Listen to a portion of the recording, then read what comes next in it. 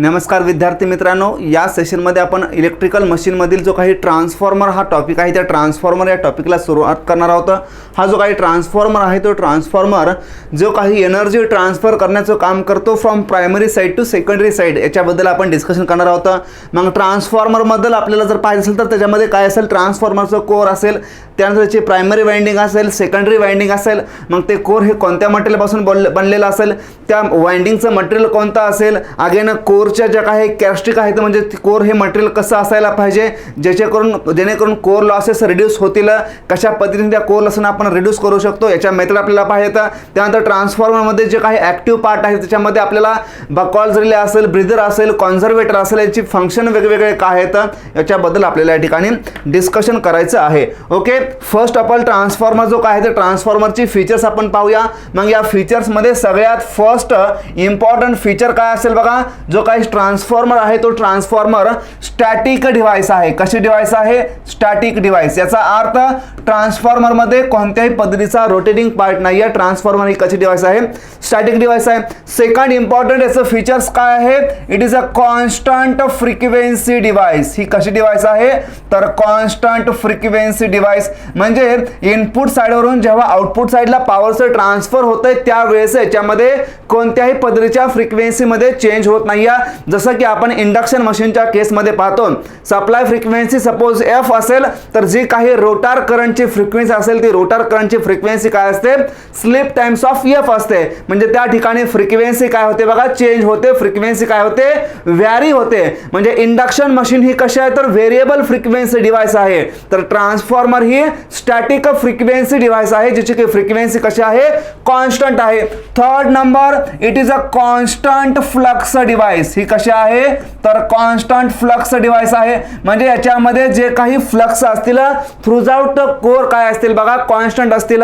Fourth important याचं feature काय असेल बघा? It is a constant power device. काय असेल? Constant power device. याचा अर्थ जे काही इनपुटला पॉवर असेल, फॉर एक्झाम्पल V1 I1, तीच आउटपुटला सुद्धा आपल्याला पॉवर भेटणार, त्यालाच आपण V2 I2 असं म्हणूया। म्हणजे जे काही इनपुटला आपण VA देऊ, व्होल्ट एम्पियर देऊया, म्हणजेच केव्हीए इनपुटचं जेवढं असेल तेवढंच केव्हीए आपल्याला काय होणार आहे बघा? आउटपुटला भेटणार आहे। म्हणजेच ही कशी आहे तर कॉन्स्टंट पॉवर डिव्हाइस आहे। अगेन याच्यामध्ये आपण पुढे घेतलं तर याच्यामध्ये कॉन्स्टंट फेज शिफ्टिंग डिव्हाइस आहे। कशी आहे तर कॉन्स्टंट फेज शिफ्टिंग डिव्हाइस आहे। मग याच्यामध्ये फेज शिफ्टिंग किती असते? प्रायमरी पासून सेकंडरी साइडला, तर जो काही प्रायमरीचा व्होल्टेज आहे आणि प्रायमरीने जो काही ईएमएफ इंड्यूस केलेला आहे तो एक्झॅक्टली 180 डिग्रीला असतो। अगेन प्रायमरीच्या ईएमएफ मुळे जो काही सेकंडरी मध्ये सुद्धा ईएमएफ इंड्यूस होईल तो सुद्धा काय असतो? 180 डिग्रीला असतो। म्हणजे या ठिकाणी जे काही इनपुट आहे आणि जे काही आउटपुट आहे याच्यामध्ये जे काही फेज शिफ्टिंग असेल ती फेज शिफ्टिंग किती असेल बघा? 180 डिग्रीची असेल। म्हणजे 180 डिग्रीचं फेज डिस्प्लेसमेंट असेल। अगेन हे जे काही ट्रान्सफॉर्मर आहे तो ट्रान्सफॉर्मर कसा आहे तर निगेटिव्ह फीडबॅक डिव्हाइस आहे। कशी आहे? Negative feedback device. आता निगेटिव्ह फीडबॅक डिव्हाइस म्हणतो याचा मीनिंग काय आहे तर ही सॅटिस्फाय करते। काय सॅटिस्फाय करते तर लेन्झ लॉला सॅटिस्फाय करते। मग लेन्झ लॉ हा काय आहे आपण प्रिव्हियस सेशन मध्ये पाहिला होता, तो काय करतोय तर अपोज करतोय कॉज बिहाइंड इट प्रोडक्शन। म्हणजे ही कशी आहे तर निगेटिव्ह फीडबॅक डिव्हाइस आहे। अगेन 7 नंबरचं feature, it is electromagnetic. It is electromagnetic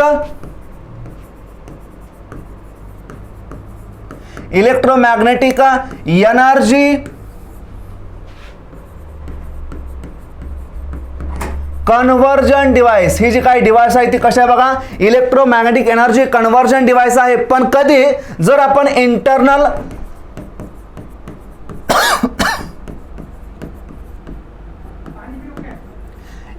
conversion जर आपण कन्सिडर केलं तर ही कशी आहे तर इलेक्ट्रोमॅग्नेटिक एनर्जी कन्वर्जन डिव्हाइस आहे। म्हणजे इनपुट साइडला काय करतो आपण? इलेक्ट्रिकल एनर्जी देतोय जी की इलेक्ट्रिकल सप्लाय असेल, पण याच्या आतमध्ये जे काही प्रोसेस होती ती प्रोसेस कशी आहे? याच्या आतमध्ये ट्रान्सफॉर्मरच्या कोरमध्ये मॅग्नेटिक फील्ड तयार होते। म्हणजे ट्रान्सफॉर्मरमध्ये इलेक्ट्रोमॅग्नेटिक एनर्जी कन्वर्जन डिव्हाइस आहे जर आपण त्याची इंटरनल एनर्जी प्रोसेस पाहिली। पण जर ऍक्च्युअल मध्ये जर आपण विचार केला तर जर आपण एक्सटर्नल बद्दल जर विचार केला तर ही जे काही ट्रान्सफॉर्मर आहे ते ट्रान्सफॉर्मर कशा आहे तर एनर्जी कन्वर्जन कन्व्हर्जन डिव्हाइस आहे. कशा आहे? एनर्जी कन्व्हर्जन डिव्हाइस म्हणा किंवा त्यालाच आपण एनर्जी ट्रान्सफर डिव्हाइस असं म्हणा. Energy transfer device. पण कधी? ज्यावेळेस आपण एक्सटर्नल मॅग्नेटिक सर्किटचा ज्यावेळेस आपण विचार करूया त्यावेळेस एक्सटर्नल सर्किट म्हणा, मॅग्नेटिक सर्किट म्हणायचं नाही याला, एक्सटर्नल सर्किटचा आपण ज्यावेळेस विचार करूया त्यावेळेस हे कसं असेल तर एनर्जी कन्व्हर्जन और power transfer device, external energy process. Okay. Internally ही इलेक्ट्रोमॅग्नेटिक डिव्हाइस आहे, इलेक्ट्रोमॅग्नेटिक एनर्जी कन्व्हर्जन डिव्हाइस आहे. पण एक्सटर्नल जर आपण विचार केला तर ही आहे एनर्जी ट्रान्सफर और त्यालाच आपण पॉवर ट्रान्सफर डिव्हाइस असं म्हणू शकतो. अगेन जो काही ट्रान्सफॉर्मर आहे त्या ट्रान्सफॉर्मरला आपण काय करू शकतो? As a two port network, as a two port network म्हणून या ठिकाणी कन्सिडर करू शकतो. कारण याच्या इनपुट साईडला V1 आणि I1 असेल तर ज्याचे आउटपुट जे काही साईड आहे त्या आउटपुट साईडला काय असेल बघा, या ठिकाणी V2 असेल आणि इथून जाणारा फ्लो होणारा काय असेल? I2 असेल. इथं I1 असेल, इथं काय असेल? V1 असेल. म्हणजे याला आपण as a two port network म्हणून कन्सिडर करू शकतो. म्हणजे जे काही ट्रान्सफॉर्मरचे जे काही फीचर आहेत ते फीचर काय काय आपण पाहिलेले आहेत. स्टॅटिक डिव्हाइस आहे, त्याच्यामध्ये फ्रिक्वेन्सी कशी आहे तर कॉन्स्टंट आहे, कॉन्स्टंट फ्लक्स डिव्हाइस आहे, कॉन्स्टंट पॉवर डिव्हाइस आहे, कॉन्स्टंट फेज शिफ्टिंग आहे, निगेटिव्ह फीडबॅक डिव्हाइस आहे, इलेक्ट्रोमॅग्नेटिक एनर्जी कन्व्हर्जन डिव्हाइस आहे. जर इंटरनल प्रोसेसचा विचार केला तर अगेन एनर्जी ट्रान्सफर डिव्हाइस आहे. जर आपण एक्सटर्नल सर्किटचा विचार केला का? कारण इनपुटला एक पॉवर आहे आणि आउटपुटला एक पॉवर आहे, म्हणजे पॉवरचं काय करते? ट्रान्सफर करते. याला आपण as a two port network म्हणून सुद्धा काय करू शकतो? यूज करू शकतो किंवा कनेक्ट करू शकतो. जो काही ट्रान्सफॉर्मर आहे तो ट्रान्सफॉर्मर वर्क करतो कशाच्या बेसिसवरती? तर Faraday's law of electromagnetic induction, Faraday's law of electromagnetic induction या प्रिन्सिपल वरती वर्क करते. पण Faraday's law of electromagnetic induction मध्ये आपण अगेन दोन स्टेटमेंट पाहिले. मग ते दोन स्टेटमेंट म्हणजे फॅराडेचे फर्स्ट स्टेटमेंट, फॅराडेचं सेकंड स्टेटमेंट. अगेन जो काही स्टॅटिकली इंड्युस्ड ईएमएफ आहे तो स्टॅटिकली इंड्युस्ड ईएमएफ चे फर्दर आपण दोन टाइप पाहिले. त्याच्यामध्ये सेल्फ इंड्युस्ड ईएमएफ आणि डायनॅमिकली इंड्युस्ड ईएमएफ. आता ट्रान्सफॉर्मर वर्क कशावरती करत असेल तर जो काही स्टॅटिकली इंड्युस्ड ईएमएफ आहे त्या स्टॅटिकली इंड्युस्ड ईएमएफ चे फर्दर दोन टाइप, एक होता सेल्फ इंड्युस्ड ईएमएफ आणि दुसरा होता म्युच्युअली इंड्युस्ड ईएमएफ. मग ट्रान्सफॉर्मर जो काही वर्क करेल तो ट्रान्सफॉर्मर वर्क करेल कशावरती तर म्युच्युअल इंडक्शन या प्रोसेस वरती, म्युच्युअल इंडक्शन या प्रिन्सिपल वरती ट्रान्सफॉर्मर हा वर्क करत असतो आणि हेच ट्रान्सफॉर्मरचं प्रिन्सिपल असतं. म्हणजेच आपण सप्लाय हा प्रायमरीला देतो, प्रायमरी फ्लक्स तयार करते, ते फ्लक्स सेकंडरी वाइंडिंगला लिंक होतात आणि सेकंडरी वाइंडिंग मध्ये सुद्धा एक प्रकारचा ईएमएफ तयार होतो. हे झालं म्युच्युअल इंडक्शनचा प्रोसेस. म्युच्युअल इंडक्शन म्हणजेच काय असतं तर एका वाइंडिंगचा फ्लक्स, एका कॉइलचा फ्लक्स किंवा एका कॉइलचा करंट जर दुसऱ्या कॉइल मध्ये ईएमएफ तयार करत असेल तर त्याला म्हणायचा म्युच्युअल इंडक्शन. ओके. अशा पद्धतीचे फीचर्स आपल्याला या ठिकाणी ट्रान्सफॉर्मर बद्दल या ठिकाणी लक्षात ठेवायचे आहेत. अगेन ही कशी आहे तर स्टॅटिक डिव्हाइस आहे. जर ही स्टॅटिक डिव्हाइस असेल तर या केस मध्ये जो काही इंड्युस्ड ईएमएफ असेल तो इंड्युस्ड ईएमएफ कोणता असेल तर स्टॅटिकली इंड्युस्ड ईएमएफ असेल. आणि त्या स्टॅटिकली इंड्युस्ड ईएमएफ ला आपण जी काही त्याची मॅग्निट्यूड आहे ती मॅग्निट्यूड आपण घेतो फ्रॉम फॅराडेज सेकंड लॉ आणि याची डायरेक्शन आपण घेतो फ्रॉम द लेन्झ लॉ. याही गोष्टी या ट्रान्सफॉर्मर बाबत आपण लक्षात ठेवायच्या आहेत. ओके. आपण आता ट्रान्सफॉर्मरच्या कन्स्ट्रक्शन फीचर बद्दल थोडी या ठिकाणी माहिती घेण्याचा प्रयत्न करूया. ट्रान्सफॉर्मरचे कन्स्ट्रक्शन कशा पद्धतीचे असेल. मग ट्रान्सफॉर्मरचा जर विचार केला तर ट्रान्सफॉर्मर हा आपल्याला अशा पद्धतीने दिसेल. पण या ट्रान्सफॉर्मरमध्ये काय काय असेल तर या ट्रान्सफॉर्मरमध्ये आपण फर्स्ट विचार केला तर ट्रान्सफॉर्मरचे प्रायमरी टर्मिनल असतील म्हणजे प्रायमरी वाइंडिंग असेल. ट्रान्सफॉर्मरमध्ये सेकंडरी टर्मिनल असतील म्हणजे सेकंडरी वाइंडिंग असेल. त्यालाच आपण बुशिंग असं म्हणूया. बकॉल्स रिले या ठिकाणी दिसतोय जो की या ठिकाणी प्रोटेक्शनसाठी असेल. अगेन तो प्रोटेक्शन कोणत्या पद्धतीचा करणार आहे याच्याबद्दल आपण डिटेल डिस्कशन करूया. अगेन या ठिकाणी हा ब्रीदर दिसतोय, या ठिकाणी कॉन्झर्वेटर टँक आहे, या ठिकाणी टँकचा आउटलेट आहे, ट्रान्सफॉर्मरचा टँक आहे, या ठिकाणी हे कोर असेल, कूलिंग ट्यूब असतील या ठिकाणी. याच्या मध्ये जे काही दिसतं ह्या ट्रान्सफॉर्मरच्या टँक मध्ये ट्रान्सफॉर्मर ऑइल असेल, या ठिकाणी एक्सप्लोजन वेंट असेल. अशा पद्धतीने जे काही ट्रान्सफॉर्मरचे व्हेरियस कन्स्ट्रक्शन फीचर्स आहेत त्या कन्स्ट्रक्शन फीचर्स वरती सुद्धा आपण one by one in detail या ठिकाणी डिस्कशन करणार आहोत. ओके. आपण जे काही कन्स्ट्रक्शन फीचरमध्ये जे काही ट्रान्सफॉर्मरचे ऍक्टिव्ह पार्ट्स असतील त्या ऍक्टिव्ह पार्ट्स बद्दल थोडंसं या ठिकाणी डिस्कशन करूया. मग ट्रान्सफॉर्मरमध्ये ऍक्टिव्ह पार्ट कोणते कोणते असतील, तर फर्स्ट असेल ट्रान्सफॉर्मरचं कोर, त्यालाच आपण म्हणतो ट्रान्सफॉर्मर कोर असेल. सेकंड ट्रान्सफॉर्मरचा ऍक्टिव्ह पार्ट असेल ट्रान्सफॉर्मरची वाइंडिंग, ट्रान्सफॉर्मर वाइंडिंग. थर्ड असेल कॉन्झर्वेटर. फोर्थ असेल ब्रीदर. फिफ्थ असेल बकॉल्स रिले.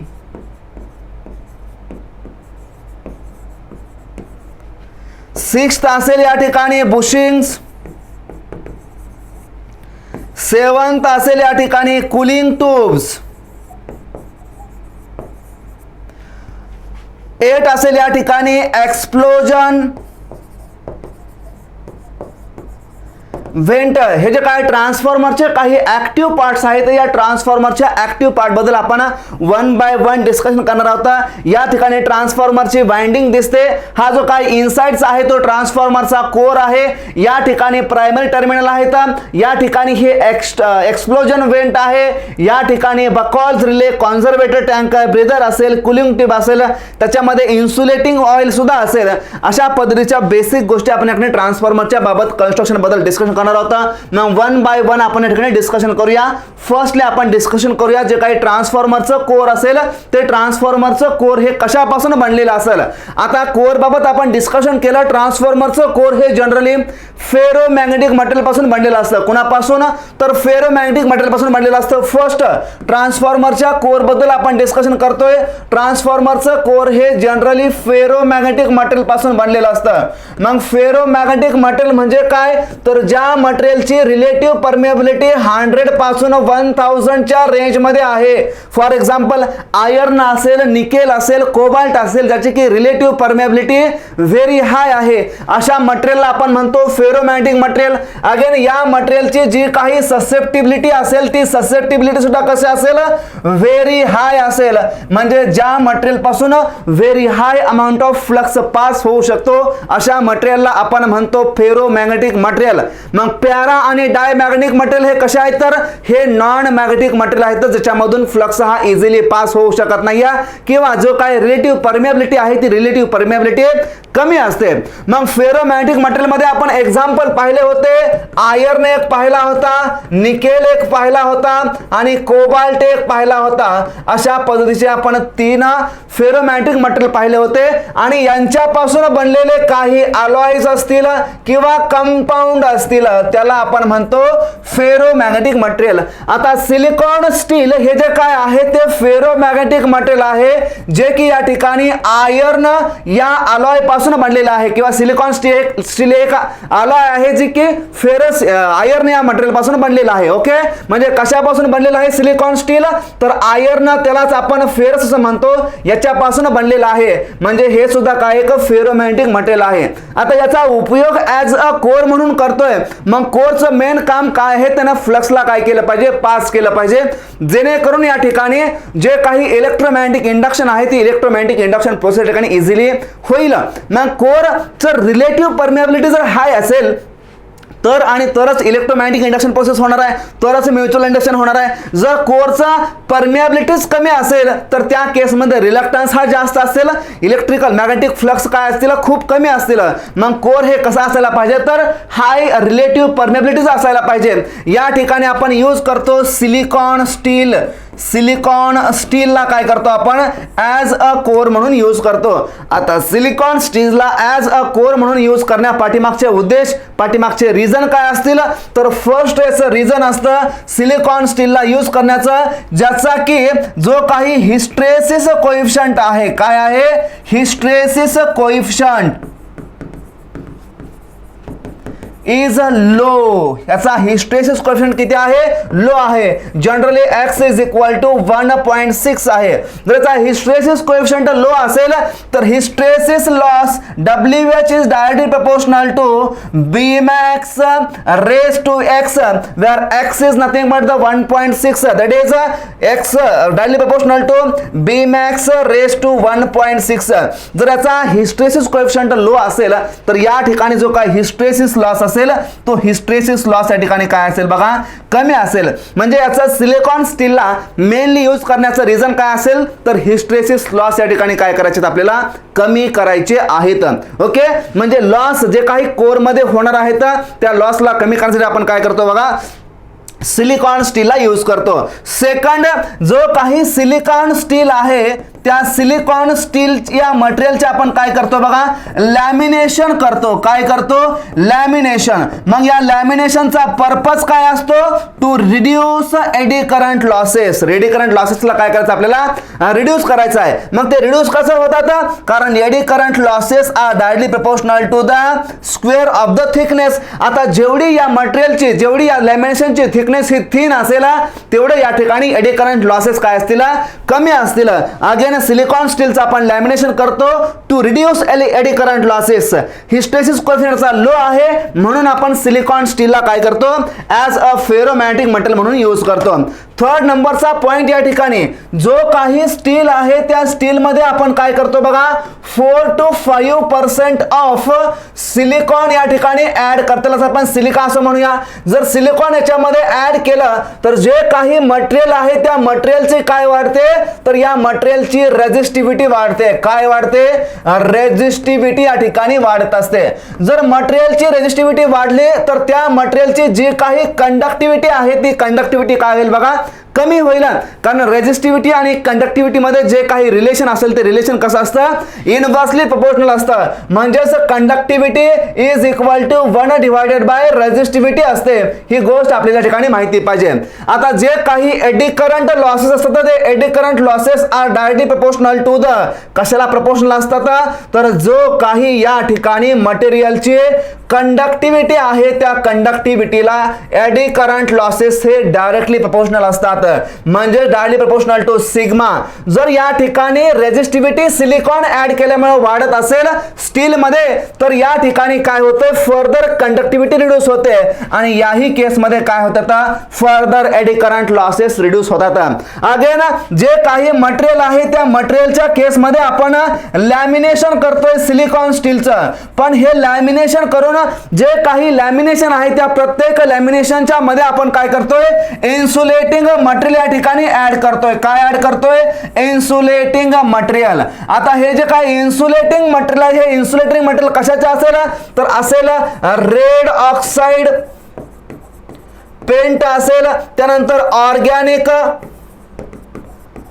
पेंट असेल किंवा इम्प्रिग्नेटेड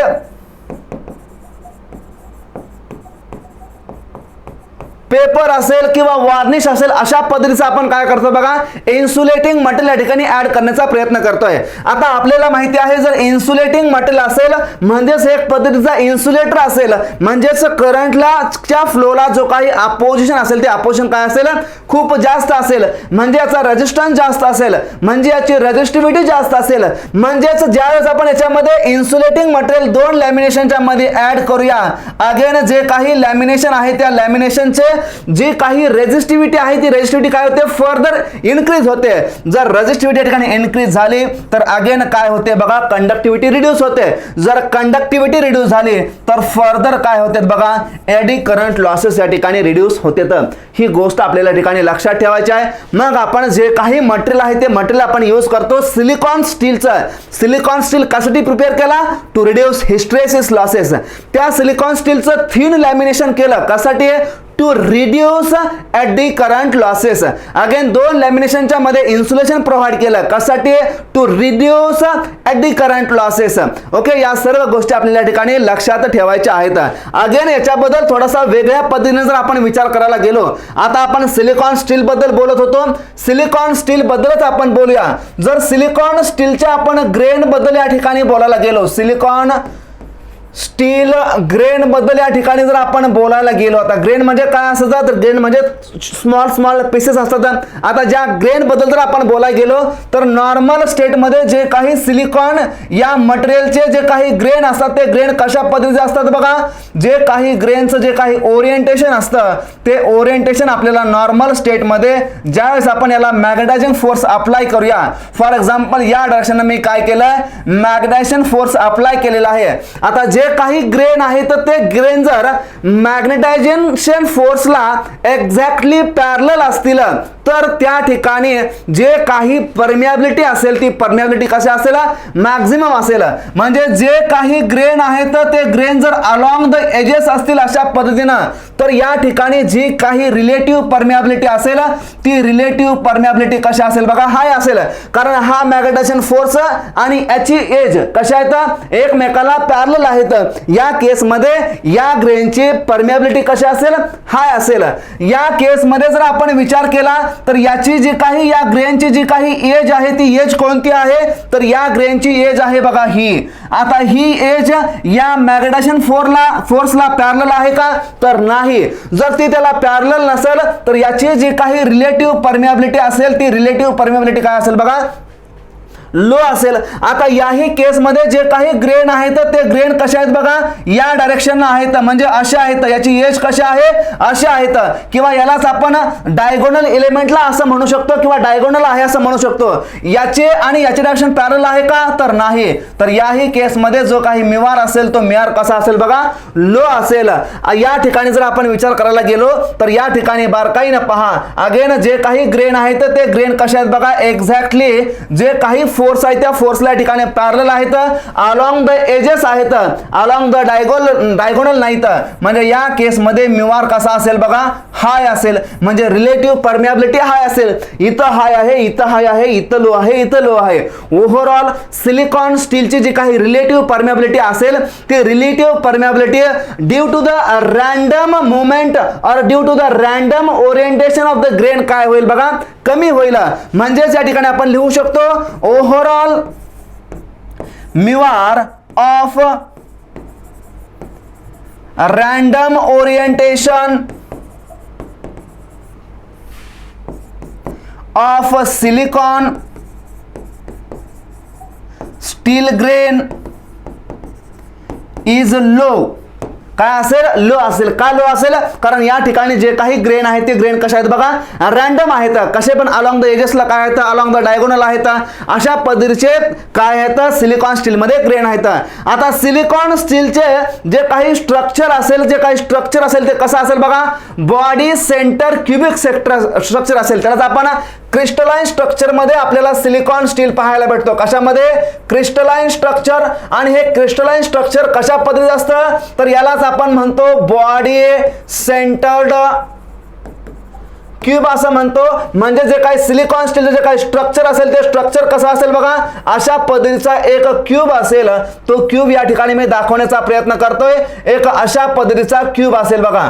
फॉर एक्झाम्पल या ठिकाणी नाव देतोय ए, बी, सी आणि डी अशा पद्धतीची मी नावं देतोय. अगेन याच्यामध्ये नावं देऊ शकतो, ई असेल या ठिकाणी, एफ असेल. आता जर मॅग्नेटायझेशन फोर्स आपण या डायरेक्शनला अप्लाय केलेला असेल असा, आता मॅग्नेटायझेशन फोर्स मी असा अप्लाय केलेला आहे तर या केसमध्ये अलॉंग द एजेस म्हणजे बीई असेल किंवा ए सी असेल, या डायरेक्शन मध्ये जे काही मिवार असेल ती मिवार कसे असेल बघा, हाय असेल. पण जर मॅग्नेटायझेशन फोर्स आपण असा अप्लाय केलेला आहे आणि जे काही सिलिकॉन ग्रेन आहे त्या सिलिकॉन ग्रेनचं जर ओरिएंटेशन आपण अलॉंग द एजेस घेतलं, अलॉंग द डायगोनल घेतलं तर कसं होईल, अलॉंग द डायगोनल म्हणजे जर असं आपण घेतलं म्हणजे समोरच्या फेसला, जर आपण अपोजिट फेसला असं घेतलं तर यांची जी काही रिलेटिव्ह परमियाबिलिटी असेल ती रिलेटिव्ह परमियाबिलिटी कशा असेल, कमी असेल. याचा अर्थ relative permeability along the edges is more than relative permeability along the diagonal. Okay, हे स्टेटमेंट या ठिकाणी सगळ्यात महत्वाचं आहे. रिलेटिव्ह परमेबिलिटी जास्त कुठे असेल तर अलॉंग द एजेस असेल, म्हणजे या एजला काय असेल बघा, रिलेटिव्ह परमेबिलिटी जास्त असेल as compare to this diagonal. आता सिलिकॉन स्टील मध्ये अशा पद्धतीची जी काही ओव्हरऑल रिलेटिव्ह परमेबिलिटी झाली ती कशी झाली बघा, लो झाली. मग रिलेटिव्ह परमेबिलिटी या ठिकाणी लो झाली, याचा पर्पज आपल्याला कशासाठी पाहिजे होता, तर ती रिलेटिव्ह परमेबिलिटी हाय असायला पाहिजे, जेणेकरून जे काही आपल्याकडे फ्लक्सला पॅसेज असायला पाहिजे तो फ्लक्सचा पॅसेज काय असायला पाहिजे, चांगला असायला पाहिजे, फ्लक्स इझिली सेटअप असायला पाहिजे. पण या ठिकाणी तसं होत नाहीये. म्हणून आपण काय करतो, हे जे काही ग्रेन आहेत या ग्रेनची रॅन्डम मुवमेंट आपल्याला थांबवायची आहे. मग रॅन्डम मुवमेंट आपण थांबवतो कशा पद्धतीनं, आता हे जे काय रॅन्डम मुवमेंट मध्ये जे काही ग्रेन आहेत, रॅन्डमली स्पेस्ड, रॅन्डमली ओरिएंटेड जे काही ग्रेन आहेत, या ग्रेनला आपण काय करतो बघा, स्ट्रेट करण्याचं काम करतो. मग ते स्ट्रेट कसं करतो, तर फॉर एक्झाम्पल हे सिलिकॉन स्टीलचं स्ट्रक्चर असेल, या ठिकाणी हा जो काय मिवार होता तो ग्रेन होता, तो ग्रेन ऑलरेडी इथं होता. आता याच्यावरती आपण काय करतो, रोलिंग करण्याचं काम करतो. म्हणजे जे काही हा अशा पद्धतीचा ग्रेन आहे याच्यावरती ज्यावेळेस आपण रोलिंग करूया त्यावेळेस हा जो काही स्ट्रक्चर आहे तो स्ट्रक्चर असा चेंज होईल, हा ऑलरेडी इथं असा चेंज होईल, हा इथं असा चेंज होईल. या केसमध्ये जे काही या ठिकाणी ग्रेन असतील, जे काही रिलेटिव्ह परमेबिलिटी असेल, जे काही या ग्रेनचे ओरिएंटेशन असेल ते कसं असेल बघा, एक्झॅक्टली मॅग्नेटायझेशन फोर्सला पॅरलल असेल. मग ही जी काय प्रोसेस आहे, या ग्रेनना जे काही यांचं ओरिएंटेशन आहे ते ओरिएंटेशन आपण चेंज करतोय with the help of rolling. यालाच आपण म्हणतो कोल्ड रोलिंग ग्रेन ओरिएंटेशन. यालाच आपण काय म्हणतो, कोल्ड रोलिंग ग्रेन ओरिएंटेशन, आणि यालाच आपण म्हणतो CRGO.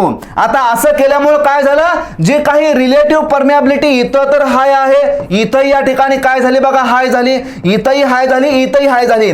Overall relative permeability CRGO स्टीलची काय झाली बघा, हाय झाली. म्हणून जनरली आपण CRGO स्टीलला प्रिपेअर्ड करतो as compare to the silicon steel. कारण CRGO स्टील मध्ये जे काही सिलिकॉनचे ग्रेन असतील त्या सिलिकॉनच्या ग्रेनला आपण रोलिंग करण्याचं काम करतो, जेणेकरून त्याची रिलेटिव्ह परमेबिलिटी काय होईल, वाढेल. आणि रिलेटिव्ह परमेबिलिटी ज्या मॅग्नेटिक मटेरियलची जास्त असेल तो मॅग्नेटिक मटेरियल हा बेस्ट फेरोमॅग्नेटिक मटेरियल असेल आणि त्याच्यामधून फ्लक्सला पॅसेज हा इझिली होऊन जाईल. म्हणून या ठिकाणी हे CRGO या ठिकाणी स्टील बद्दल जनरल डिस्कशन होतं. आपण पुढे जाऊया आणि magnetisation curve for CRGO steel and silicon steel और अदर स्टील बद्दल या ठिकाणी डिस्कशन करूया. आता आपण पाहतोय काय, तर आपण पाहतोय मॅग्नेटायझेशन कर्व. आपल्याला मॅग्नेटायझेशन कर्व कुणामध्ये असतो हे माहिती पाहिजे, तर मॅग्नेटायझेशन कर्व हा आपण पाहिलेला होता. यालाच आपण BH कर्व असं म्हणतो, यालाच आपण lagging of B behind the H असं म्हणतो. मग एक्स या ऍक्सिस वरती काय असतो, तर मॅग्नेटायझेशन फोर्स असतो, आणि वाय या ऍक्सिस वरती काय असते, तर मॅग्नेटिक फील्ड असते. ही गोष्ट आपल्याला या ठिकाणी माहिती पाहिजे. आता BH कर्व आहे, या ठिकाणी मॅग्नेटायझेशन फोर्स आहे. मग मॅग्नेटायझेशन फोर्स म्हणजेच काय असतो, तर H is equal to NI divided by L असतो. म्हणजेच ऍक्च्युअली आपल्याला काय ऍड करावं लागेल, या ठिकाणी जो काही करंट आहे तो करंट अप्लाय करावा लागेल. मग current into number of turn काय होईल, MMF होईल, आणि MMF फॉर युनिट लेंथ काय होईल, मॅग्नेटायझेशन फोर्स होईल. म्हणजेच या ऍक्सिस वरती अलॉंग दिस ऍक्सिस काय असेल बघा, या ठिकाणी करंट असेल. आता यावेळेस आपण करंट अप्लाय करूया, ज्यावेळेस मॅग्नेटायझेशन फोर्स अप्लाय करूया त्यावेळेस या ऍक्सिस वरती काय होईल, मॅग्नेटिक फील्ड सेटअप होईल. आता ती मॅग्नेटायझेशन कर्व पाहतोय, म्हणजे किती करंटला किती मॅग्नेटिक फील्ड तयार होते, कोणत्या मटेरियलची मॅग्नेटिक फील्ड बेटर आहे फॉर लो करंट, हे आपल्याला या ठिकाणी पाहायचं असतं. जर हा याचा ग्राफ आपण ड्रॉ करायला गेलो तर हा ग्राफ काही अशा पद्धतीने आपल्याकडे येतो. त्या ग्राफ बद्दल आपण डिस्कशन करूया. ओके, फॉर एक्झाम्पल हा मी या ठिकाणी काय केला बघा, I is equal to constant ठेवला. म्हणजे एका कॉन्स्टंट मटेरियलला, कॉन्स्टंट करंटला सगळ्या पद्धतीचा ग्राफ मी या ठिकाणी ड्रॉ करण्याचा प्रयत्न केला. हा करंट या ठिकाणी कॉन्स्टंट आहे. जो काही फर्स्ट कर्व असेल तो फर्स्ट कर्व असेल CRGO स्टीलचा. फर्स्ट कुठला, CRGO चा. सेकंड असेल तो कुणाचा असेल, तर सिलिकॉन स्टीलचा. थर्ड असेल या ठिकाणी कुणाचा, तर थर्ड असेल या ठिकाणी माइल्ड स्टीलचा. फोर्थ असेल या ठिकाणी, फोर्थ कोणाचा, तो fourth one is of cast steel, कोणाचा, तर हा असेल कास्ट स्टीलचा. आणि फिफ्थ वन असेल तो फिफ्थ वन कोणाचा, तर या ठिकाणी असेल हा कास्ट आयर्नचा. अच्छा, हा काय झाला magnetisation curve for CRGO steel and other steel. याच्यामध्ये कन्सेप्ट काय आहे, महत्वाचं काय आहे, ही गोष्ट आपल्या ठिकाणी लक्षात ठेवायची आहे. आता मी या ठिकाणी I is equal to constant ठेवला, म्हणजे एवढ्या कॉन्स्टंट करंटला कोणता स्टील या ठिकाणी जास्त मॅग्नेटिक फील्ड तयार करतोय, जास्त फ्लक्स डेन्सिटी देतोय, ते जर आपण पाहिलं तर करंट एवढा आहे. पण याच करंटला जो काही CRGO स्टील आहे, तो CRGO न जी काही मॅग्नेटिक फील्ड तयार केलेली आहे, मॅग्नेटिक फ्लक्स आहे त्याचे कसे आहेत बघा, तर मॅक्झिमम आहे. तर या केसमध्ये म्हणजे CRGO कसा आहे, तर बेस्ट फेरो मॅग्नेटिक मटेरियल आहे. पण याच करंटला जो काही कास्ट आयर्न असेल, कास्ट स्टील असेल, यांनी जे काही फील्ड तयार केलेली आहे ती कशी आहे बघा, कमी आहे. अगेन माइल्ड स्टीलची पण कशी आहे, कमी आहे. आणि सिलिकॉन स्टीलची CRGO स्टील पेक्षा कशी आहे, कमी आहे. म्हणजेच सिलिकॉन स्टीलच्या पेक्षा पण बेस्ट मटेरियल कोणतं असेल, तर CRGO स्टील असेल, जे की कमी करंटला, लो मॅग्नेटायझिंग करंटला काय करतंय, लार्ज मॅग्नेटिक फील्ड देण्याचा प्रयत्न करतंय. ओके, हा झाला magnetisation curve for CRGO steel and other steel. Okay, graph हा महत्वाचा आहे. CRGO स्टील काय करेल, बेस्ट मॅग्नेटिक फील्ड देण्याचा काम करेल फॉर लो एक्साइटिंग करंट. मग एवढाच करंट आहे, करंट तर सेमच आहे, पण त्या सेमच करंटला वेगवेगळे सिलिकॉन स्टील कशा पद्धतीनं, वेगवेगळे स्टील कशा पद्धतीनं फील्ड तयार करतील ते आपण या ठिकाणी पाहिलेलं आहे. नेक्स्ट आपण पाहूया इम्पॉर्टन्स ऑफ द लॅमिनेशन. आता लॅमिनेशनचं महत्व काय आहे, ते महत्व आपण या ठिकाणी समजून घेऊया. आता लॅमिनेशन करण्याचा मेन पर्पज काय आहे, टू रिड्यूस, काय करायचं आपल्याला, to reduce eddy current losses. काय करायचं आता आपल्याला, एडी करंट लॉसेस या ठिकाणी रिड्यूस करायचे आहेत. हा सगळ्यात महत्त्वाचा पर्पज आहे, हे सगळ्यात महत्त्वाचं काम आहे. ट्रान्सफॉर्मरच्या कोरला, ट्रान्सफॉर्मरच्या सिलिकॉन स्टीलला आपण काय करतो, कोरला लॅमिनेट करण्याचं काम करतं, to reduce the eddy current losses. आता ज्यावेळेस आपण याला लॅमिनेशन मध्ये करूया, तर हे लॅमिनेशन थिक असायला पाहिजे की थिन असायला पाहिजे, अशा पद्धतीचा एक्झामला क्वेश्चन असतो. तर जे काही लॅमिनेशन असायला पाहिजे, लॅमिनेशन कसं असायला पाहिजे, तर लॅमिनेशन should be thin. का, कारण eddy current losses is directly proportional to square of the thickness of the lamination. मग ही थिकनेस या ठिकाणी जेवढी कमी असेल, तेवढे एडी करंट लॉसेस काय असतील या ठिकाणी, कमी असतील. ही एक गोष्ट या ठिकाणी लॅमिनेशनच्या बाबतीत झाली. आता हे जे काय दोन लॅमिनेशन आहेत, ह्या दोन लॅमिनेशनच्या मध्ये, फॉर एक्झाम्पल याच्यामध्ये, ह्या दोन लॅमिनेशनच्या मध्ये काय असतं, तर या दोघांच्या मध्ये असतं इन्सुलेटिंग मटेरियल. काय असतं, इन्सुलेटिंग मटेरियल. म्हणजे ते कशाचे असतं ते आपण डिस्कशन केलं आहे. मग हे इन्सुलेटिंग मटेरियल जर आपण यूज केला, तर फर्दर काय होतात, अगेन याच्यामधून एडी करंट लॉसेस काय होतात, कमी होतात. कारण जे काही इन्सुलेशन आहे, त्या इन्सुलेशन मुळे काय होते, रेजिस्टिव्हिटी वाढते, कंडक्टिव्हिटी कमी होते. Therefore eddy current losses again काय होतात, कमी होतात. कारण eddy current losses is directly proportional to the conductivity of the core और कंडक्टिव्हिटी ऑफ द मटेरियल. मटेरियलची कंडक्टिव्हिटी जेवढी जास्त असेल, तेवढी एडी करंट लॉसेस काय असतील, कमी असतील. जसं की स्किन इफेक्ट हा ट्रान्समिशन लाईनच्या केसमध्ये आपण पाहतो, स्किन इफेक्ट सुद्धा काय असतो, directly proportional to the conductivity of the core असतो. मग सॉलिड कोरच्या केसमध्ये जो काही स्किन इफेक्ट असतो, तो स्किन इफेक्ट कसा असतो बघा, हाय असतो. ओके, मग आता एडी करंट लॉसेस आपण अशा पद्धतीने रिड्यूस केले, लॅमिनेशनची थिकनेस काय केली, कमी केले. अच्छा, या दोन गोष्टी झाल्या लॅमिनेशनच्या. पण हे जे काय लॅमिनेशन आहे, त्या लॅमिनेशनचा जर आपण बंच केला, तर त्या बंचलाच आपण काय म्हणतो, कोर स्टॅगरिंग असं म्हणतो. या ठिकाणी थर्ड इम्पॉर्टंट पॉइंट आहे bunching of lamination. Bunching of lamination all together is called as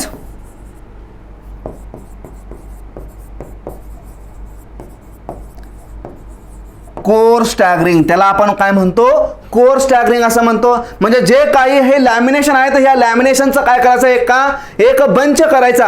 again 2 लॅमिनेशनच्या मध्ये इन्सुलेटिंग मटेरियल असणं या ठिकाणी मस्ट आहे. ते इन्सुलेटिंग मटेरियल आपण या ठिकाणी प्रोव्हाइड करण्याचा प्रयत्न करतो. पण जर त्या इन्सुलेटिंग मटेरियल मध्ये काही वॉइड्स प्रेझेंट असतील, काही इयर गॅप या ठिकाणी प्रोड्यूस असतील, म्हणजे जर लॅमिनेशनचे जे काही इन्सुलेशन आहे ते इन्सुलेशन प्रॉपरली नसेल तर या ठिकाणी वॉइड्स प्रेझेंट असतील, काही थिन प्रकारचे एअर गॅप प्रेझेंट असतील. जर थिन प्रकारचा एअर गॅप असेल तर त्या ठिकाणी रिलक्टन्स त्या मटेरियलचा काय होईल, वाढेल. जर मटेरियलचा या ठिकाणी रिलक्टन्स वाढत असेल तर त्या केसमध्ये जो काही फ्लक्स आहे तो फ्लक्सला सेटअप होण्यासाठी अपोजिशन वाढेल. जर फ्लक्सला सेटअप होण्यासाठी अपोजिशन वाढत असेल तर ट्रान्सफॉर्मर मध्ये फ्लक्स सेटअपसाठी जो काही मॅग्नेटायझेशन करंट आहे तो मॅग्नेटायझेशन करंटची मॅग्नेट या ठिकाणी वाढेल.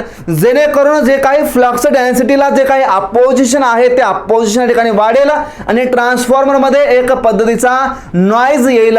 त्या नॉइजलाच आपण म्हणतो मॅग्नेटिक हम और मॅग्नेटिक हुमिंग. आता मॅग्नेटिक हमिंग म्हणा, ह्युमिंग म्हणा, हा कशामुळे येतो तर जे काही वॉइड्स आहेत, जे काही थिन एअर गॅप आहेत ट्रान्सफॉर्मरच्या इन्सुलेटिंग मटेरियल मध्ये, त्याच्यामुळे काय येतो, हा ह्युमिंग नॉइज येतो. आता ह्या नॉइजचं प्रोडक्शन होण्यामागे दुसरे एक कारण असतं, त्याला आपण म्हणतो मॅग्नेटोस्ट्रिक्शन फेनोमेनॉन. त्यालाच आपण काय म्हणतो, मॅग्नेटोस्ट्रिक्शन फेनोमेनॉन. मग हा मॅग्नेटोस्ट्रिक्शन फेनोमेनॉन काय आहे त्याच्याही बद्दल आपण या ठिकाणी डिस्कशन करणार आहोत. ओके, हे झालं याच्याबद्दल. बंचिंग ऑफ लॅमिनेशन बद्दल बोललो आपण, कोर स्टॅगरिंग बोललो, कोर स्टॅगरिंग बद्दल बोललो. आता या ठिकाणी जे काही आपण लॅमिनेशन आहे त्या लॅमिनेशनचा जे काही इन्सुलेटिंग मटेरियल आहे, इन्सुलेटिंग मटेरियल मध्ये एमएसपी हा फेनोमेनॉन काय आहे, हा एमएसपी फेनोमेनॉन आपण या ठिकाणी फर्स्टली पाहूया. त्यालाच आपण म्हणतो मॅग्नेटो स्ट्रिक्शन फेनोमेनॉन. आता मॅग्नेटोस्ट्रिक्शन फेनोमेनॉन काय आहे बघा. हे जे काही मॅग्नेटिक मटेरियल आहे त्या मॅग्नेटिक मटेरियलला आपण जेव्हा एक अल्टरनेटिव्ह क्वांटिटीचा सप्लाय देतो त्यावेळेस हे जे काही मॅग्नेटिक मटेरियल आहे, फॉर एक्झाम्पल थिन लॅमिनेशन असतील, हे काय करते तर आपले डायमेन्शन स्लाइटली चेंजेस करण्याचा प्रयत्न करते. ज्याच्यामुळे ट्रान्सफॉर्मरमध्ये एक हमिंग पद्धतीचा नॉइज येतो, त्यालाच आपण मॅग्नेटोस्ट्रिक्शन फेनोमेनॉन असं म्हणतो. ओके, मग magnetostriction phenomenon is nothing but the whenever an alternating nature of supply is applied to the any magnetic material it changes its dimension slightly, it is called as a magnetostriction phenomenon. यालाच आपण काय म्हणतो, मॅग्नेटोस्ट्रिक्शन फेनोमेनॉन असं म्हणतो. आणि या मॅग्नेटोस्ट्रिक्शन फेनोमेनॉन मुळेच, म्हणजेच या स्लाइटली चेंजेस इन डायमेन्शन मुळेच ट्रान्सफॉर्मर मध्ये काय येतो बघा, एक पद्धतीचा नॉइज येतो. हे जो काही नॉइज आहे त्या नॉइजची फ्रिक्वेन्सी जी काय असते ती नॉइजची frequency is equal to 2 times of supply frequency असते. ओके, आता याच्यामुळं काय येतो तर याच्यामुळं मॅग्नेटिक हम येतो, त्यालाच आपण मॅग्नेटिक हमिंग असं म्हणतो, मॅग्नेटिक हमिंग. मग हा मॅग्नेटिक हमिंग हा एक पद्धतीचा नॉइज आहे, याला रिड्यूस करायचा आहे. याला आपण कशाच्या साहाय्याने रिड्यूस करतो, जे काही लॅमिनेशन आहे त्या लॅमिनेशनला आपण टाइटली पॅक करू शकतो, टाइटली या ठिकाणी त्याला क्लोज करू शकतो बाय टाइटली पॅकिंग लॅमिनेशन. आपण जो काही मॅग्नेटिक हम आहे, मॅग्नेटिक हम या ठिकाणी काय करू शकतो बघा, रिड्यूस करू शकतो ट्रान्सफॉर्मरच्या कोर मधला. मग basic reason behind the production of magnetic humming in the transformer is nothing but the magnetostriction phenomenon असतो, एमएसपी. याच्यामुळे जे काही डायमेन्शन आहेत मॅग्नेटिक मटेरियलचे ते काय होतात बघा, dimension of magnetic material are changes. आणि हे चेंज झाल्यामुळे काय होते बघा, ट्रान्सफॉर्मर मध्ये या ठिकाणी एक पद्धतीचा नॉइज येतोय. त्या नॉइजची फ्रिक्वेन्सी डबल असेल सप्लाय फ्रिक्वेन्सी पेक्षा. याला आपण रिड्यूस करतो कशाच्या सहाय्याने, जे काही कोर आहे त्या कोरला या ठिकाणी टाइटली पॅक करायचा with the help of bolt, nut bolt सहाय्याने जरी पॅक केलं तरी या ठिकाणी चालेल, जेणेकरून त्याचे डायमेन्शन या ठिकाणी चेंज होणार नाहीत. ओके, एमएसपी बद्दल या ठिकाणी पाहिलं आपण, मॅग्नेटिक हमिंग बद्दल पाहिलं, त्याला रिड्यूस कसं करायचं तेही या ठिकाणी आपण पाहिलं. अगेन याच्यामध्ये जो काही फ्लक्स डेन्सिटी आहे ती फ्लक्स डेन्सिटी जेवढी जास्त असेल तेवढा त्याच्यामध्ये नॉईज काय असेल बघा ट्रान्सफॉर्मर मध्ये जास्त असेल. म्हणजेच जो काही नॉईज आहे ट्रान्सफॉर्मर मधला तो noise is directly proportional to flux density of the transformer core. जेवढी जास्त फ्लक्स डेन्सिटी तेवढा जास्त नॉईज. आता आपण हे पाहिलं. त्यानंतर आपण कोर स्टॅगरिंग बद्दल या ठिकाणी पाहिलं होतं. काय तर बंचिंग ऑफ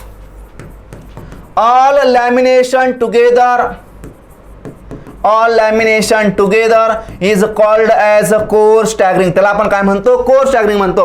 आणि ॲट लास्ट आपल्याकडे स्टॅकिंग फॅक्टर काय आहे. हा स्टॅकिंग फॅक्टर आपल्याला महत्त्वाचा आहे आणि तो स्टॅकिंग फॅक्टर आपल्याला पाहायचा आहे. मग स्टॅकिंग फॅक्टर म्हणजेच काय असतो त्याच्याबद्दल आपण डिस्कशन करूया. Okay, stacking factor it is nothing but the ratio of, कुणाचा रेशो आहे तर तो रेशो आहे net cross section area divided by gross cross section area. Stacking factor बद्दल आपण डिस्कशन करतोय.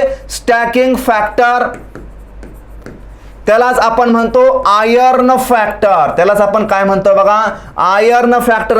आता स्टॅकिंग फॅक्टरला आपण रिप्रेझेंट करतो लेटर KS न. आता जे काही लॅमिनेशन आहे त्या लॅमिनेशनला आपण अशा पद्धतीने रिप्रेझेंट करूया. फॉर एक्झाम्पल हे माझ्याकडे एक थिन लॅमिनेशन आहे ज्याची की लेंथ आहे L, याची विड्थ आहे B. ओके, जर याचा आपण क्रॉस सेक्शन एरियाचा विचार केला तर याचा एरिया काय असेल बघा. याचा एरिया असेल area is equal to length into width म्हणजे L into B. For example हे फक्त लॅमिनेशन आहे. जर लॅमिनेशन असेल तर ते कुणाचं असेल तर सिलिकॉन स्टीलचं असेल. या सिलिकॉन स्टीलच्या लॅमिनेशन मधून काय होतील तर मॅग्नेटिक फ्लक्स या ठिकाणी काय होतील बघा पास होण्याचा प्रयत्न करेल. म्हणजे हे फक्त लॅमिनेशन आहे. जर हे फक्त लॅमिनेशन असेल तर याला आपण काय म्हणूया ए नेट असं म्हणूया. यालाच आपण नेट क्रॉस सेक्शन एरिया असं म्हणूया. Net cross section area. आता हे जे काय लॅमिनेशन आहे या लॅमिनेशन सभोवताली आपण काय करूया इन्सुलेशन प्रोव्हाइड करण्याचा प्रयत्न करूया. का कारण आपल्याला माहिती आहे जो काही प्रत्येक थिन लॅमिनेशन आहे त्या प्रत्येक थिन लॅमिनेशनच्या सभोवताली काय असेल बघा इन्सुलेशन असेल. जर हे अशा पद्धतीच्या सभोवताली इन्सुलेशन असेल तर याचा एरिया काय होईल बघा area is equal to again L into B असेल, लेंथ इंटू विड्थ असेल. पण ज्यावेळेस आपण लॅमिनेशन सभोवताली इन्सुलेटिंग मटेरियल घेऊया त्या मध्ये याचा जो काही एरिया असेल तो एरिया काय होईल वाढेल. आणि याच एरियाला आपण म्हणतोय ए ग्रॉस. यालाच आपण म्हणतोय ए ग्रॉस म्हणजे gross area which is nothing but the gross cross section area. यालाच आपण काय म्हणतोय ग्रॉस क्रॉस सेक्शन एरिया असं म्हणतोय. आता नेट क्रॉस सेक्शन एरिया म्हणजे काय माहिती झाला. ग्रॉस क्रॉस सेक्शन एरिया म्हणजेच आपल्याला काय माहिती झाला नक्कीच त्याच्यामधून जो काही एजी असेल म्हणजे ए ग्रॉस असेल तो ग्रेटर असेल as compare to the A net. आता जर आपण याच्यामधून फर्दर थोडासा विचार केला तर जो काही फ्लक्स असेल तो फ्लक्स कुठून पास होईल. जो काही फ्लक्स असेल तो फ्लक्स पास कुठून होईल. जो काही फ्लक्स असेल तो फ्लक्स पासेस वनली थ्रू कुणामधून पास होईल only through magnetic material and not through insulating material. Insulating material मधून कोणत्याही पद्धतीचा फ्लक्स पास होणार नाही. फ्लक्स हा पास होईल फक्त आणि फक्त मॅग्नेटिक मटेरियल मधून. मग मॅग्नेटिक मटेरियलचा एरिया कोणता आहे तर याचा एरिया आहे ए नेट जो की आहे फक्त आणि फक्त मॅग्नेटिक मटेरियलचा. म्हणजे ए नेट म्हणजे net cross section area is nothing but the area occupied by only magnetic material. आणि जो काही ग्रॉस क्रॉस सेक्शन एरिया आहे तो gross cross section area is nothing but the area occupied by the magnetic material plus insulating material.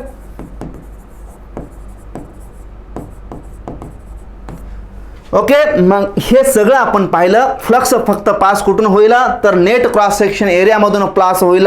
मग जो काही stacking factor असतो तो stacking factor it is nothing but the ratio of A net divided by A gross. त्यालाच आपण काय म्हणतो stacking factor असं म्हणतो. आता A net divided by A gross जर आपण केला तर आपल्याला माहिती आहे ए ग्रॉस हा काय तर नक्कीच जास्त आहे, कारण त्याच्यामध्ये इन्सुलेटिंग मटेरियल एरिया सुद्धा ऍड आहे. जर असं असेल तर KS stacking factor is generally less than 1 असतो. तो काय असतो बघा, लेस दॅन 1 असतो. फॉर इलेक्ट्रिकल मशीन याची जी काय व्हॅल्यू आहे ती व्हॅल्यू असते 0.5 पासून 0.95 पर्यंत जो काय स्टॅकिंग फॅक्टर असते त्या स्टॅकिंग फॅक्टरची काय असते बघा रेंज असते. ही गोष्ट आपल्याला ठिकाणी लक्षात ठेवायची आहे. आता स्टॅकिंग फॅक्टर बद्दल बोललं, याच्या रेंज बद्दल बोललं. हा रेशो कुणाचा आहे तर net cross section area divided by gross cross section area याच्याबद्दल बोललो. आणि फ्लक्स कुठून पास होऊ शकतो याच्याही बद्दल बोललो. पुढे जाऊन जर मी फ्लक्स डेन्सिटी बद्दल बोलायला गेलो तर flux density B max is equal to 5 divided by A लिहितोय. पण हा जो काय एरिया असतो तो एरिया म्हणजेच काय असतो तर ज्या एरियामधून फ्लक्स पास होतील तो एरिया. आता या ठिकाणी दोन एरिया डिफाइन केले, ग्रॉस आणि नेट. फ्लक्स पास कुठून होईल तर फक्त आणि फक्त नेट क्रॉस सेक्शन एरिया मधून होईल. म्हणजेच ग्रॉस सेक्शन एरियाच्या ठिकाणी काय विषय आहे का नाही. म्हणजेच या ठिकाणी जो काय एरिया असतो तो एरिया काय असतो ए नेट असतो, ज्याच्यामधून की या ठिकाणी फ्लक्स पास होतो. म्हणजेच जो काही फ्लक्स असेल त्या फ्लक्सलाच आपण लिहू शकतो phi is equal to B max into A net. हा झाला या ठिकाणचा नेट क्रॉस सेक्शन एरिया आणि त्यामधून फ्लो होणारा फ्लक्स. ओके, या गोष्टी आहेत स्टॅकिंग फॅक्टर बद्दल. त्याची व्हॅल्यू जनरली काय असेल बघा लेस दॅन 1 असेल. ही गोष्ट आपल्याला ठिकाणी लक्षात ठेवायची आहे. नेक्स्ट आपण याच्यावरती एमसीक्यू कशा पद्धतीचे असतील ते बद्दल थोडंसं डिस्कशन करूया. Reason for the using silicon steel in electrical machine. आता इलेक्ट्रिकल मशीन मध्ये सिलिकॉन स्टील यूज करण्यापाठीमागचा पर्पज आपण याचं डिस्कशन केलं होतं का तर to reduce the hysteresis losses. Hysteresis loss reduce करायचा आहे म्हणून आपण काय करतोय बघा सिलिकॉन स्टील हे मटेरियल यूज करतोय. पण जर याच मटेरियलचं आपण जर लॅमिनेशन केलं तर लॅमिनेशन केल्यानंतर काय होतील यानंतर एडी करंट लॉसेस काय होतील बघा रिड्यूस होतील. पण याच्यामध्ये ऑप्शन मध्ये असं ऑप्शन आहे का तर नाही. हाय रिटेंटिव्हिटी, हाय कोर्सिव्हिटी, लो हिस्टेरेसिस लॉस आणि लो कोर्सिव्हिटी. आता सिलिकॉन स्टीलचा जो काय हिस्टेरेसिस कोएफिशिएंट असतो तो काय असतो x इज इक्वल टू 1.6 असतो. याची रेंज असते x इज इक्वल टू 1.5 पासून 2.5 पर्यंत. अप्रॉक्सिमेट व्हॅल्यू आपण घेतोय 1.6. याचा करेक्ट आन्सर काय असेल बघा लो हिस्टेरेसिस लॉसेस याच्यामध्ये होते तर म्हणून आपण सिलिकॉन स्टीलचा यूज करतो इलेक्ट्रिकल मशीनच्या केस मध्ये. Transformer cores are laminated with. Transformer कोरचं लॅमिनेशन केलं जातं low carbon steel, silicon sheet steel, nickel alloy steel, chromium sheet steel. कशाच्या सहाय्याने लॅमिनेशन केलं जातं तर सिलिकॉन स्टीलच्या सहाय्याने लॅमिनेशन केलं जातं. Option number second is the right answer असेल. In order to reduce dash dash, special silicon steel alloy steel is used for iron core in a power transformer. बघा या ठिकाणी क्वेश्चन कशा पद्धतीने विचारलेला आहे. In order to reduce a dash dash या ठिकाणी डॅश डॅश बनलेला आहे. मग या ऑप्शन पैकी या ठिकाणी फिलअप करायचा आहे.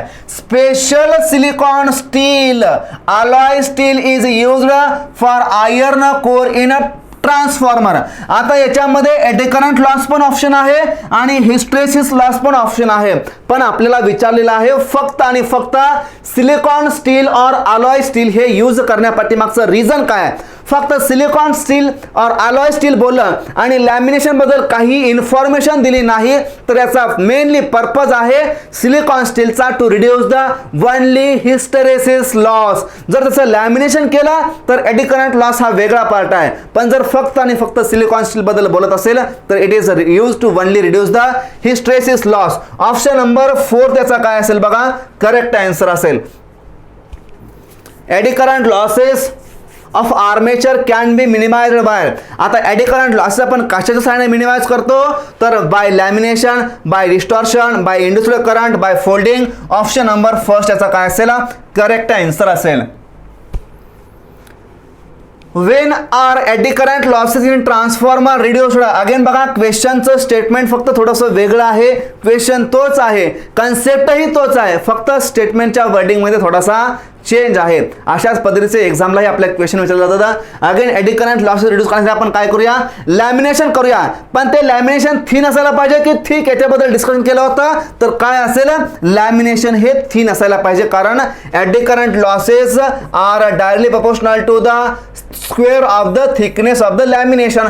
जेवढं लॅमिनेशन या ठिकाणी थिन असेल तेवढे एडी करंट लॉसेस काय असतील बघा, कमी असतील. ही गोष्ट आपल्याला या ठिकाणी लक्षात ठेवायची आहे. Eddy current losses are reduced by making solid mass of the core, making core of the lamination without insulating varnish, making a core of lamination, applying insulating varnish. बघा क्वेश्चन कशा पद्धतीचा आहे. या ठिकाणी लॅमिनेशन दिलेलं आहे, याही ठिकाणी लॅमिनेशन दिलेलं आहे. पण आपण लॅमिनेशन करतो, पण लॅमिनेशनच्या मध्ये आपण काय करतो, तर इन्सुलेटिंग मटेरियल ठिकाणी प्रोव्हाइड करतो, जेणेकरून त्याची रेझिस्टिव्हिटी वाढावी, कंडक्टिव्हिटी कमी व्हावी आणि एडी करंट लॉसेस कमी व्हावे. तर का, कारण eddy current losses are directly proportional to the conductivity of the core. जर कंडक्टिव्हिटी रिड्यूस झाली तर एडी करंट लॉसेस काय होतील, रिड्यूस होतील. म्हणजे लॅमिनेशन पण पाहिजे, कारण W is directly proportional to T square. याच्यानुसार लॅमिनेशन तर करायचंच आहे, पण त्याच्यामध्ये इन्सुलेशन पण लावायचं, जेणेकरून फर्दर एडी करंट लॉसेस काय होतील, कमी होतील. ऑप्शन नंबर याचा काय असेल बघा, थर्ड हा याचा राईट आन्सर असेल. Next, eddy current losses in a transformer cores can be reduced by the use of. Eddy current losses आपण कशा साहाय्याने रिड्यूस करू शकतो, सॉलिड कोर असेल, लॅमिनेटेड कोर्स असेल, और फेराइट कोर असेल. आता ऑप्शन पाहिले तर ऑप्शन मध्ये बघा 2 and 3 बनली, 1 and 2 बनली, 1 and 3 बनली, 1 2 and 3 बनली. आता जे काही सॉलिड कोर आहे ते सॉलिड कोर आपण या ठिकाणी यूज करत नाही. आपण त्या कोरचं काय करतो बघा, थिन लॅमिनेशन मध्ये या ठिकाणी डिवायडेशन करतो. म्हणजे ऑप्शन नंबरचा जो काही हा आहे हे स्टेटमेंट हे तर गलत झालं. आता लॅमिनेटेड कोर आपण यूज करतो त्याच्याबद्दल डिस्कशन केलं, आणि फेराइटच्या कोर बद्दलही आपण काय केलं, डिस्कशन केलं.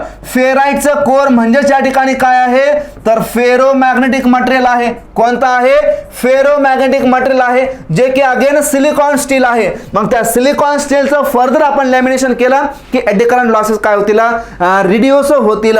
ओके, याचा आन्सर काय असेल बघा, 2 and 3. ऑप्शन नंबर फर्स्ट काय असेल याचा करेक्ट आन्सर असेल. म्हणजे लॅमिनेटेड कोर ही यूज करूया आणि त्यानंतर फेराइटचं कोर ही आपण यूज करूया, जेणेकरून एडी करंट लॉसेस काय होतील बघा, रिड्यूस होतील. Next question, the degree of humming level of the noise caused in the transformer may be reduced by. आता हमिंग नॉइज हा काय आहे याच्याबद्दल आपण डिस्कशन केलेलं आहे. आपण याची जी काही डिग्री आहे, जो काही नॉइज आहे, तो नॉइज कशाच्या पद्धतीने रिड्यूस करू शकतो याच्याबद्दल डिस्कशन केलं. क्वेश्चन विचारला होता ESE इलेक्ट्रिकल 2020 ला. ऑप्शन बघा, magnetic restriction, high flux density in the core, tightening of the core by clamps, quality of the transformer oil. Okay, काय असेल, जे काही कोर असेल, जे काही लॅमिनेशन असेल, त्या लॅमिनेशनला आपण बंच करायचा, त्याला आपण कोर स्टॅगरिंग असं म्हणूया. हे लॅमिनेशन काय करायचं, नंतर टाईट करायचं, जेणेकरून याच्यामध्ये कोणत्याही पद्धतीचा वाईड नसायला पाहिजे, कोणत्याही पद्धतीचा इयर गॅप नसायला पाहिजे. आणि अगेन यांच्यामध्ये जेव्हा आपण एसी अप्लाय देऊया त्याच्यामध्ये कोणत्याही पद्धतीचे डायमेन्शनमध्ये चेंजेस झाले नाही पाहिजेत. म्हणजे tightening the core by using the clamps हे काय असेल, याचा करेक्ट आन्सर असेल. या गोष्टी आपण लक्षात ठेवायच्या. Which of the following statement about the magnetostriction and its ill effects is incorrect? आता incorrect विचारलेला आहे. The transformer buzzing noise is caused by the phenomenon of magnetostriction. The applied magnetic field changes the magnetostriction strain until reaching its saturation value. This effect causes losses which produces heat in the ferromagnetic material. Using a low value of the flux density core is the one of the reason for the humming sound in the transformer. आता जे काही option number 4 आहे ते option number 4 त्याचा काय आहे, correct answer आहे. आता इनकरेक्ट स्टेटमेंट विचारलेला आहे. Using the low value of the flux density core is one of the reason for the humming sound in the transformer. तर त्याचं हे रिझन आहे का, तर नाही. ट्रान्सफॉर्मर मध्ये हमिंग नॉइजचं रिझन काय आहे, तर ट्रान्सफॉर्मर मध्ये जेवढी फ्लक्स डेन्सिटी ठिकाणी जास्त असेल तेवढा नॉइज या ठिकाणी काय असेल बघा, जास्त असेल. अगेन वाईड प्रेझेंट असतील तर नॉइज तयार होईल. मॅग्नेटिक जे काही लॅमिनेशन या ठिकाणी टाईटली पॅक नसतील तरी सुद्धा काय होईल, मॅग्नेटिक हम या ठिकाणी तयार होईल. ऑप्शन नंबर 4 याचा काय आहे बघा करेक्ट आन्सर आहे. Next, the humming noise in a large size transformer is caused by, कशामुळे कॉज होतोय, the vibration in the lamination of the core due to the alternating magnetic flux, the step up and step down from the voltage, the variation of the current in the alternating coil in the primary and secondary, the boiling of the coolant oil. Again question जेईला विचारलेला आहे, humming noise कशामुळे होतोय, तर vibration in the lamination of the core due to the alternating magnetic flux. Vibration होतोय म्हणजेच काय होतं, तर जे काही मॅग्नेटिक मटेरियल जे आहे त्याचं जे काही लॅमिनेशन आहे ते लॅमिनेशन काय करतात, आपले जे काही डायमेन्शन आहे तर ते डायमेन्शन काय करतात बघा स्लाइटली चेंज करण्याचा प्रयत्न करतात. त्यामुळे काय होतोय, ट्रान्सफॉर्मर मध्ये नॉइज तयार होतो, त्याला आपण मॅग्नेटिक हम असं म्हणतो. ऑप्शन नंबर 1 याचा काय असेल बघा करेक्ट आन्सर असेल.